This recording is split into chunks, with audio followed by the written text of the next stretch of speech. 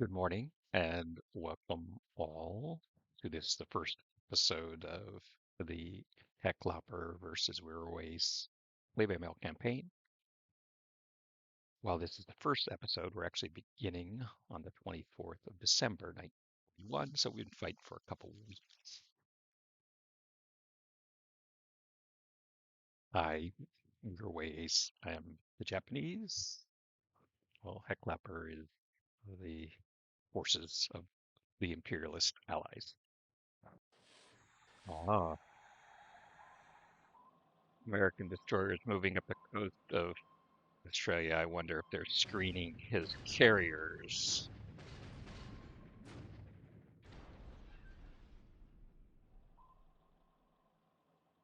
Looks like I-20 is neither going to do damage nor receive damage. Reinforcements arriving to help the beleaguered SNLF, Special Naval Landing Force battalion. It was unsuccessful taking Pebyang. It was an interesting situation. They were fast transported without any supply. The Fast Transport Task Force loaded no supply. Didn't go well for them.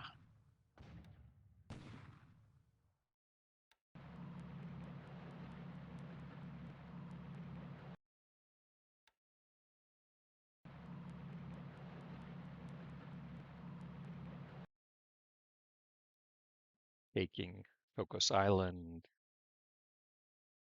it is in an unopposed landing.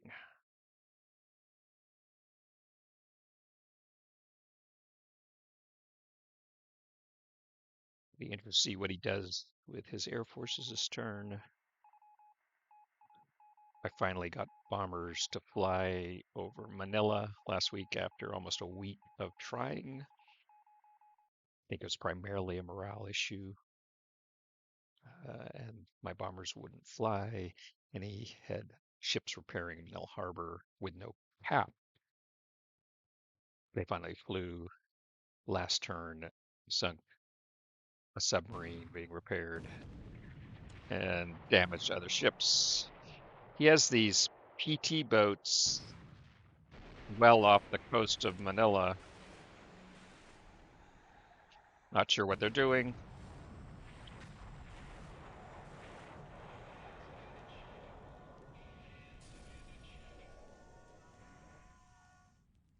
Interesting. The Allies spotted us first, damaged one of the old destroyers, then were sunk as you'd expect. I'm not sure what this amphibious transport thinks it's retreating from, but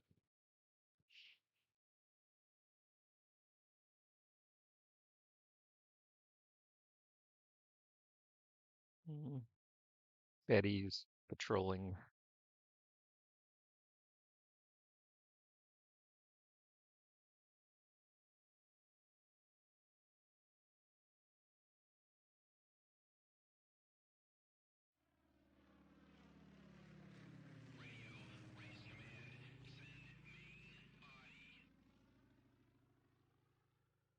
KB is currently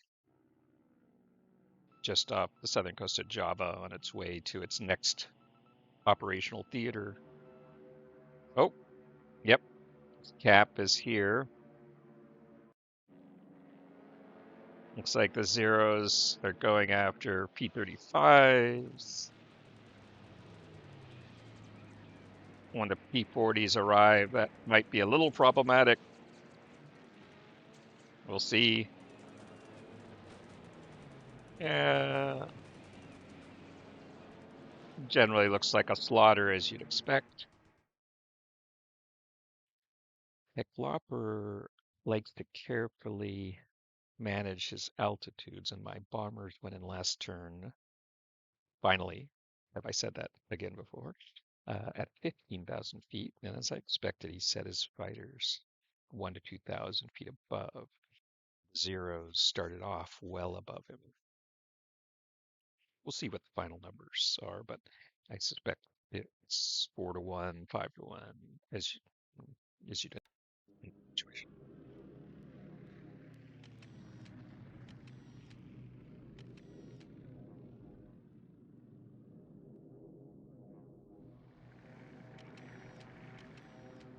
Zeros coming in again high.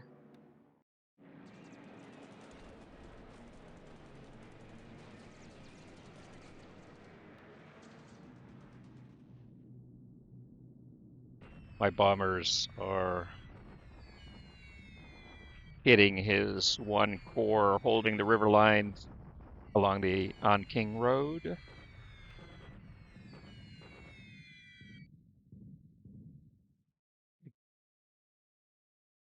This is the first time they've done that in a while, so didn't expect to run into enemy fighter cover, long range capping them, but it was possible.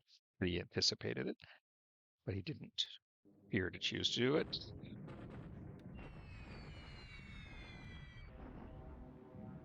Sweeps come in later.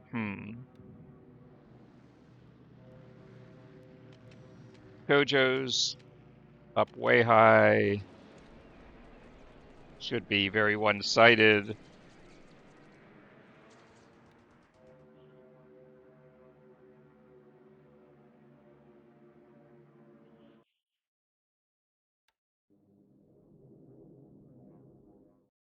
Main body of Sally's.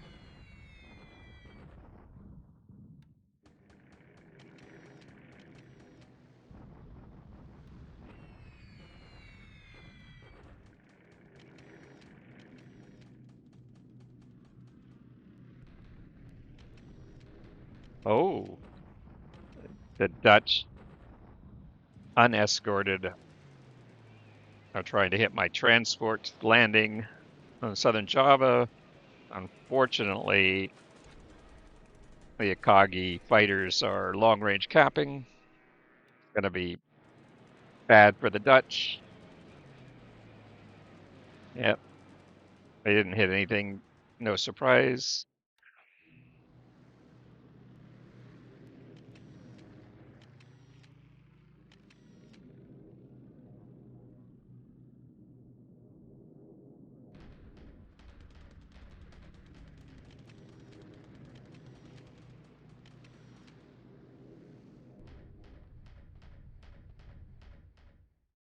Into the morning phase, weather was bad over Palembang and Singapore.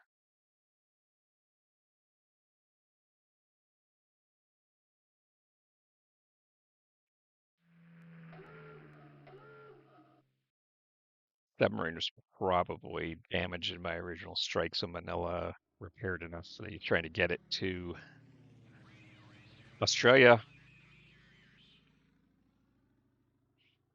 We'll see if the Betty's got it.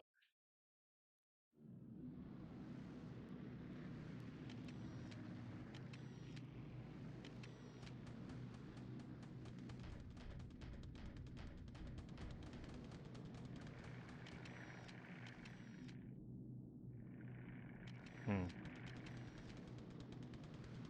But coming for another bloodletting.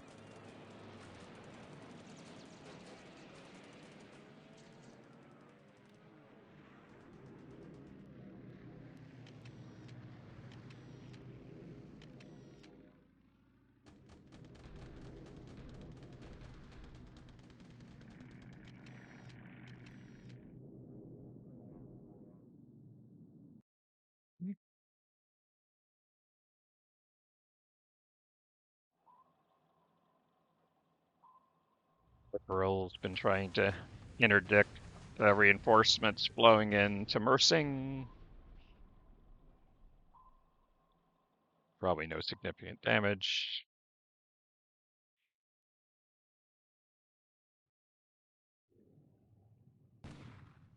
This will be an interesting landing. It's just a fragment of the SNLF that went into Nauru Island that I had available. We'll see if it has enough combat power to overcome the small defensive force there.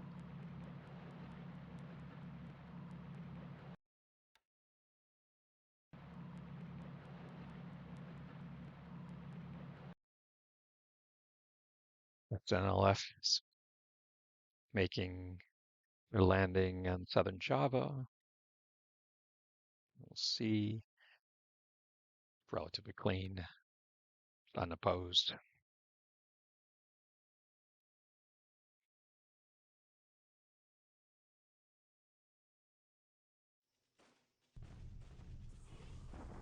Hmm, interesting.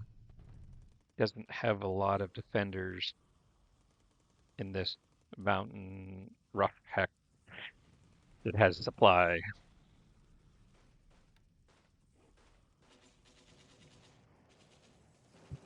A portion of the 51st Chinese Corps behind my line, still in move mode. He obviously wants these guys to die.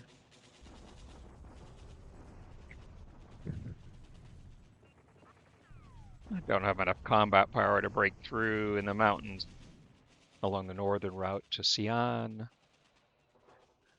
without tanks, and the tanks are elsewhere. 4 Burma rifles driven out of Moulmein by the Thais last turn with tanks in pursuit. Are now going to get destroyed, it looks like, by the tanks. Yep. Okay. Aaron, barely enough, but enough.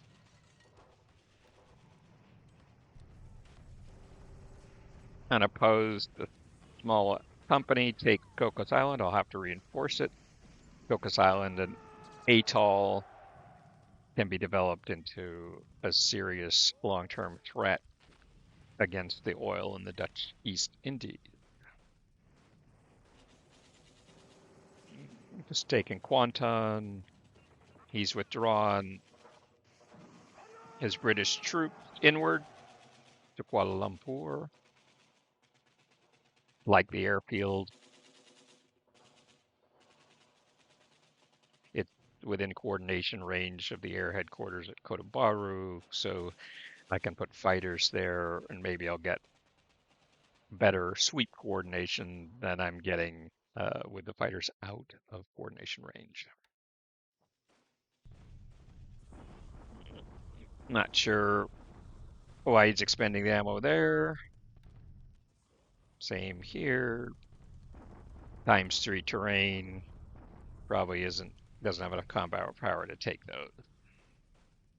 He's been bombarding there for a number of turns.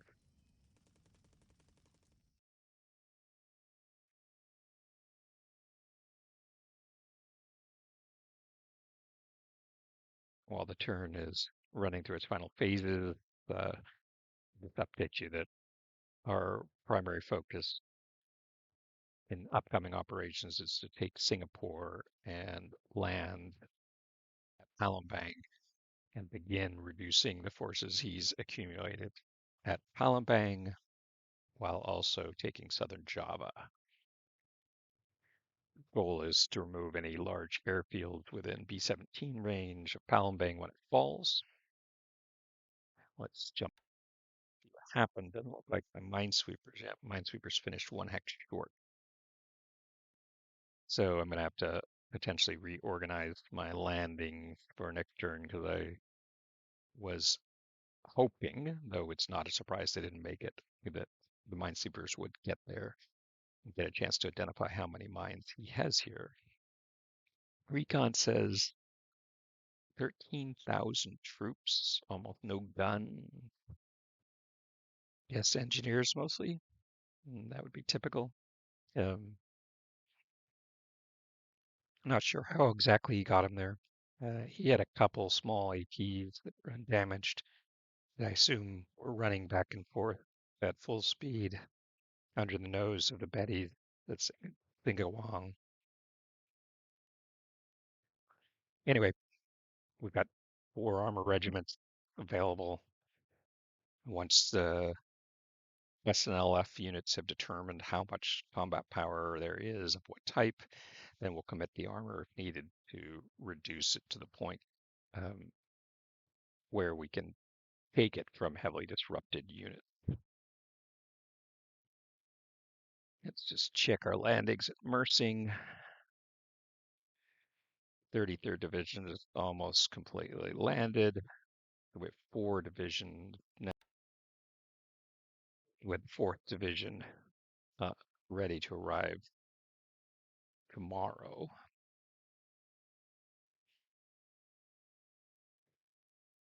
We'll take the airfield here tomorrow. I can withdraw these convoys south while the KB continues on to another theater, having achieved what it set out to do in the first phase of the operation here, destroying Forces E and much of the British Eastern Fleet. The Asiatic fleet was defeated in and around the Philippines. Uh, so the only thing left naval in this area, as far as naval combat power, are the Dutch, which I haven't cited yet, but they don't represent a threat to the forces I have available in theater. Convoy to onward deploy the forces at Ambon for their next target, and at Manado, they're about 2 days out. 1 day out. You can check our river cross 34th Division, 1 mile away from crossing. The armor unit could cross in move road mode, but I'll probably change him to combat mode and have them trail. Again, he hasn't seen where the mast armor is yet, so we can keep it a surprise for one more. Obviously, their primary thrust is going to be up the King Road. He has this seemingly modestly defended, while the Sion Road is much more heavily defended. All the units in here, we determined through recon and bombing missions that this is just ash and trash that he's going to throw away. His good Chinese corps are right here. Uh, Potentially here, though recon doesn't suggest it. Okay, let's just check what happened in the air. 37 to 7.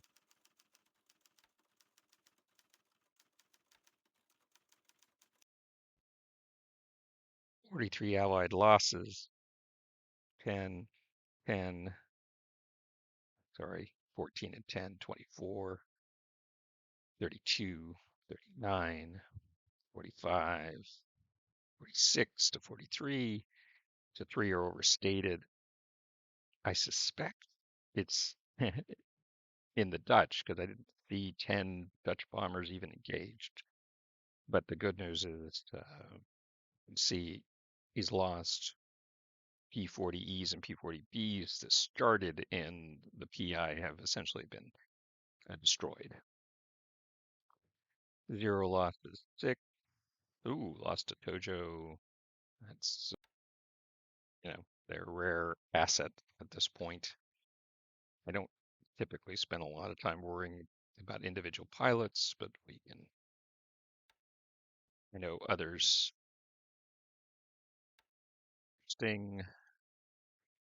Interesting. Saburo Sakai still doesn't have a kill. UKIA, 3 MIA.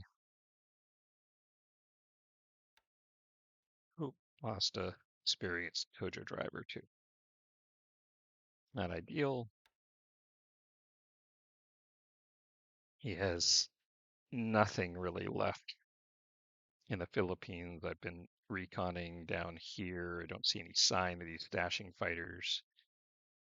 He does have a squadron of the AVG that have been sitting here.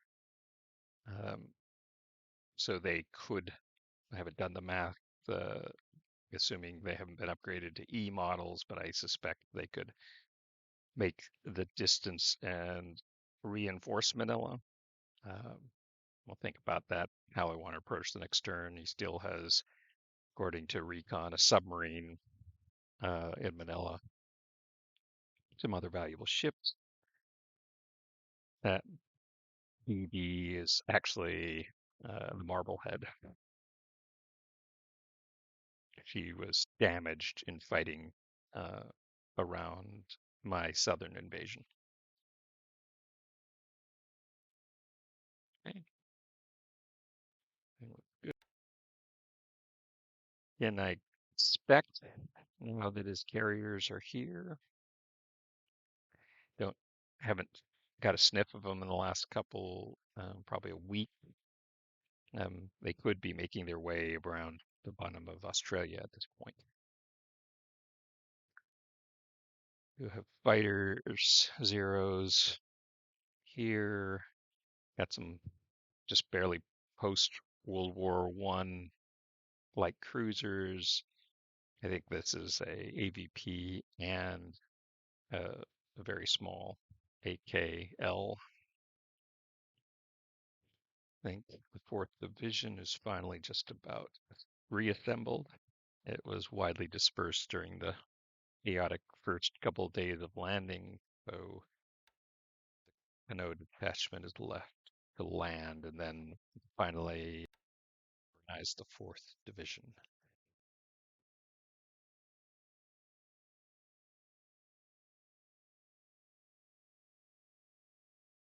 Base force going to Ambon.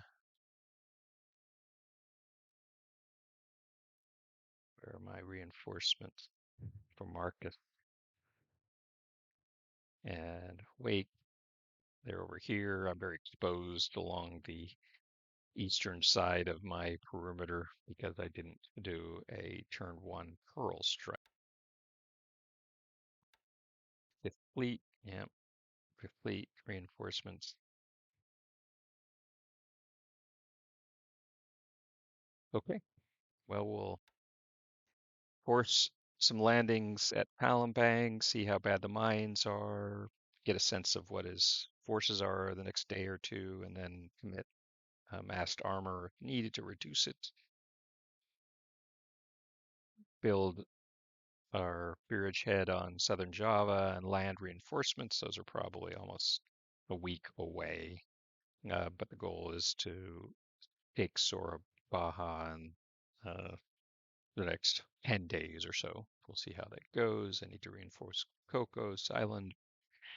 Probably not today. And the KB will move on. Meanwhile, we'll prepare for crossing to Singapore and get some clear sense of what's in Pegu. Continue to work around Chongqing, and Chiang Mai is built up to level 2, almost level 3. All very good. Well, thank you for joining me today. I hope you enjoyed it. Feel free to leave any comments, and we'll talk again soon.